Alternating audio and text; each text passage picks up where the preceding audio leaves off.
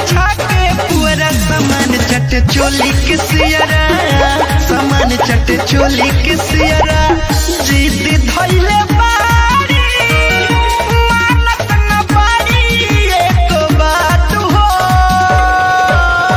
रखेली खुला रात भर झूला देखी के हरेला हियरा। सामान चट चोली के सियरा, सामान चट चोली के सियरा।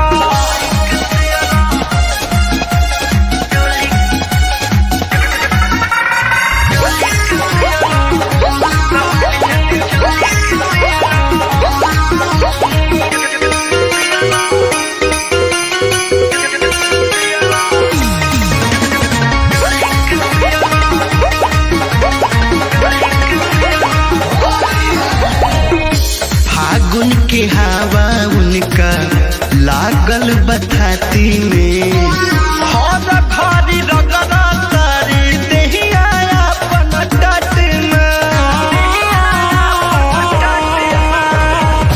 फागुन के हवा उनका लागल बथाती में, हर भारी रगड़ा तारी देहिया अपन टट में। चिकारी देवरन के जारेली जियरा, सामान चट चोली के सियरा, सामान चट चोली के सियरा।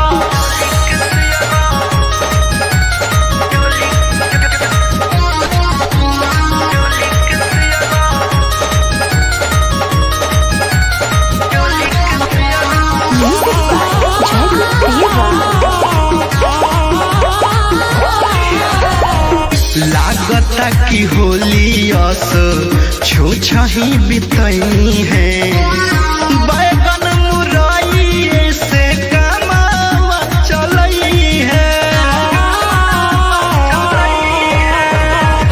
लगता की होली अस छुछही बितई है, बैगन मुरई से कमावा चलई है। विकस सामान चट चोली के सियरा, सामान चट चोली के सियरा। फागुन में भौजी सुतेली दुआरा, भुइया बिछा के पूरा सामान चट चोली के सियरा, सामान चट चोली के सियरा। जिद धइले बारी मानत न बारी एक बात हो, रखेली खुला रात भर झूला देखी के हरेला हियरा। सामान चट चोली के सियरा, सामान चट चोली के सियरा।